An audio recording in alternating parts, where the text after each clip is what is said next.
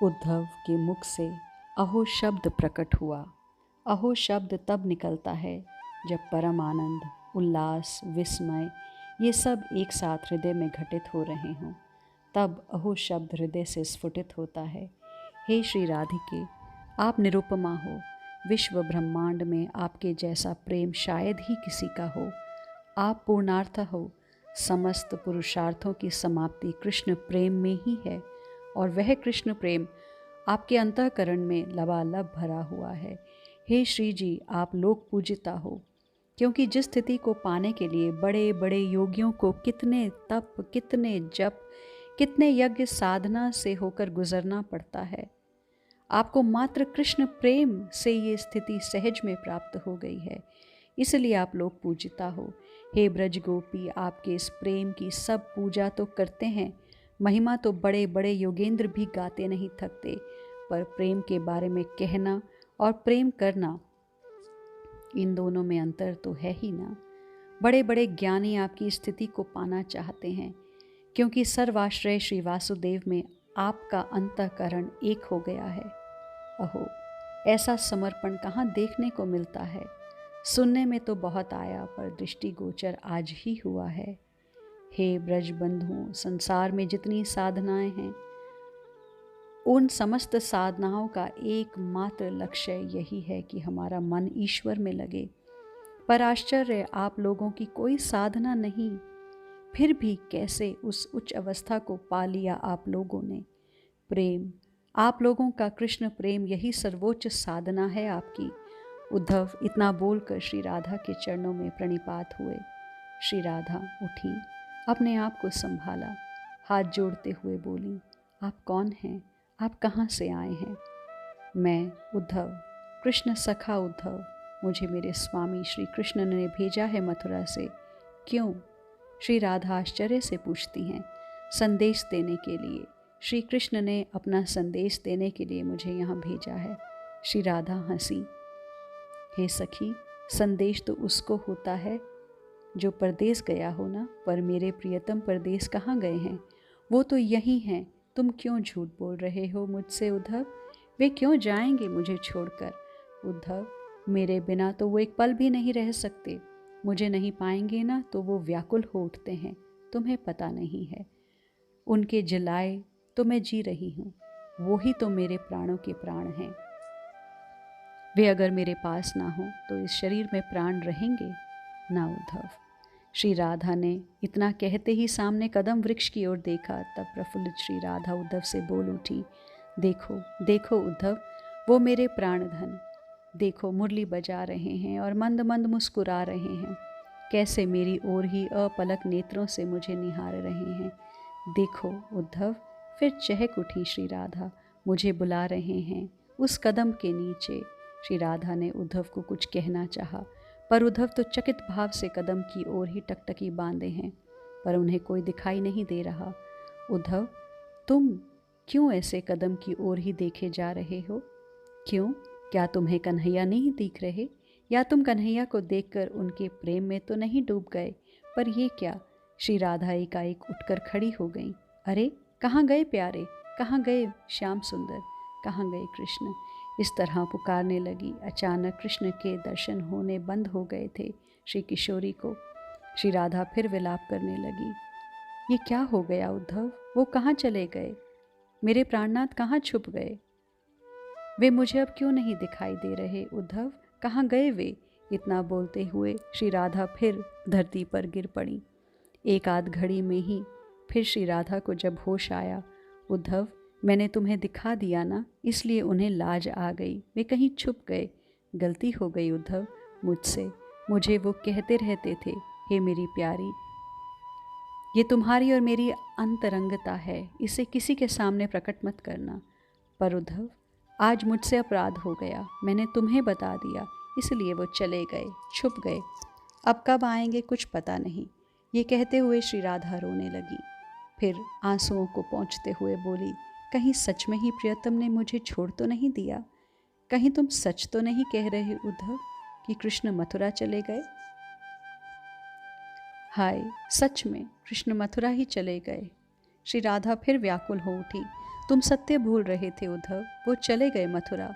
हम वृंदावन वासियों को अनाथ बनाकर चले गए, हमारे लिए मात्र रोना छोड़कर चले गए। पर कुछ समय बाद फिर, श्री राधा आंसुओं को पोंछते हुए बोली, पर उद्धव ऐसे कैसे हो सकता है?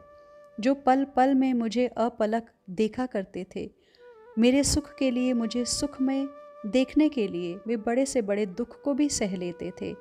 मैं कभी कभी माननी बनकर बैठ जाती तो वो मेरे पैर पकड़कर हाहा खाते थे। मेरा सुख ही उनके जीवन का लक्ष्य था, फिर मुझे दुख देकर कैसे वो अपना सुख खो देते? नहीं उद्धव, वो कहीं नहीं गए, यहीं कहीं हैं, यहीं छुपे होंगे। इतना कहकर वो फिर चारों ओर देखते हुए नयनों से ही ढूंढने लगी थी।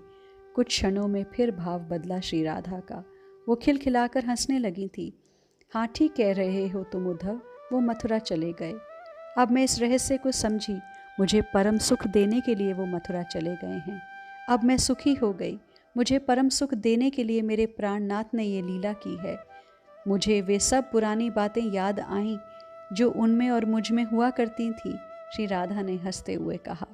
उनके जाने का कारण मैं जान गई उद्धव, मेरा अंग अंग देखो कितना प्रफुल्लित हो रहा है, मुझे आनंद के कारण रोमांच हो रहा है। पर यह क्या बात हुई? उद्धव ने प्रश्नवाचक दृष्टि से श्री राधा को देखा। आपको सुख देने के लिए मथुरा गए कृष्ण? हाँ उद्धव, तुम नहीं जानते, मैं बताती हूँ तुमको। मुझ में ना तो कोई सद्गुण था, ना कोई अपार सौंदर्य, बस दोष ही दोष भरे हुए हैं मुझ में उद्धव। पर मेरे प्रति मोह था, मेरे मनमोहन का। उसी मोह के कारण ही उनको मुझ में सुंदरता दिखाई देती थी। वे मुझे उसी मोह के कारण प्राणेश्वरी, सर्वेश्वरी, हृदयेश्वरी ये कहते कहते रहते थे और कभी थकते नहीं थे कहते हुए। मैं बार बार उन्हें समझाती थी, प्यारे मैं कहाँ सुंदर हूँ, तुम इस भ्रम को छोड़ दो, मैं सुंदर नहीं हूँ, मुझसे तो बहुत सुंदरियाँ पड़ी हैं इस पृथ्वी पर मेरी बात मानना तो दूर, मेरी बात सुनते हुए वो अपने हाथों की माला मेरे गले में पहनाकर मेरे अधरों को वंशी बनाकर बजाते थे। तुम ही मेरी सर्वस्व हो, आहें भरते हुए यही कहते थे। मैं कहाँ मूर्खा, मैं कहाँ अभिमानिनी, बहुत बोलने वाली मैं, प्रेम से रहित, कला चातुर्य से हीन उद्धव, कुछ भी तो नहीं था मुझ में। मैं तो सखियों के नाम बता बता कर उन्हें कहती थी वो मुझसे सुंदरी है, जाओ उनके पास, पर वे इन सखियों की ओर देखते भी नहीं थे। पता है उद्धव, एकाएक मुस्कुराते हुए श्री राधा ने कहा, एक दिन मैं इनके मेरे प्रति बढ़ रहे मोह को देखकर चिंतित हो गई और मैंने एक सिद्ध देवता को मनाया। उनसे मैंने प्रार्थना की कि मेरे प्रियतम का मेरे प्रति जो मोह है उसे कम कीजिए।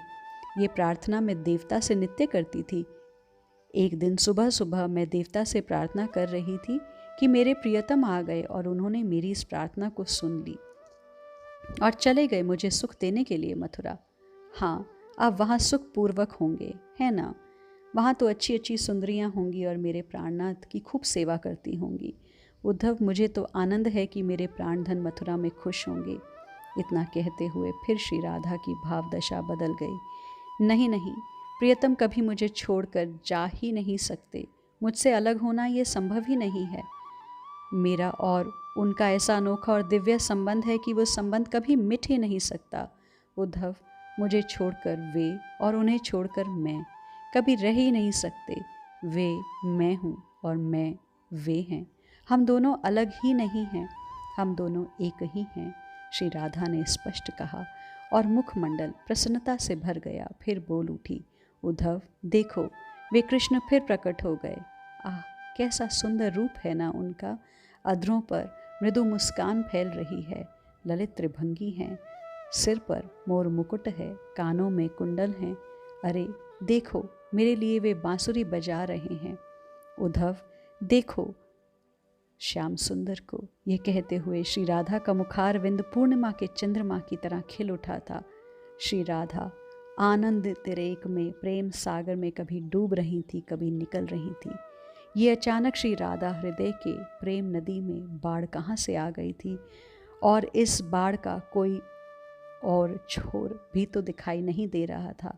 श्री राधा वृंदावन की रज में लौट गई। उद्धव ये सब देखकर विमुग्ध थे। उनकी वाणी अवरुद्ध हो रही थी, उनकी बुद्धि जवाब दे रही थी। आगे क्या बोलें ये उद्धव को समझ में नहीं आ रहा था। ये तो प्रेम का महासमुद्र था और उद्धव इसमें डूब गए थे। डूबे सो बोले नहीं, बोले सो अनजान, गहरो प्रेम समुद्र को डूबे चतुर सुजान। आज के लिए इतना ही, शेष चर्चा आगे। श्री राधा।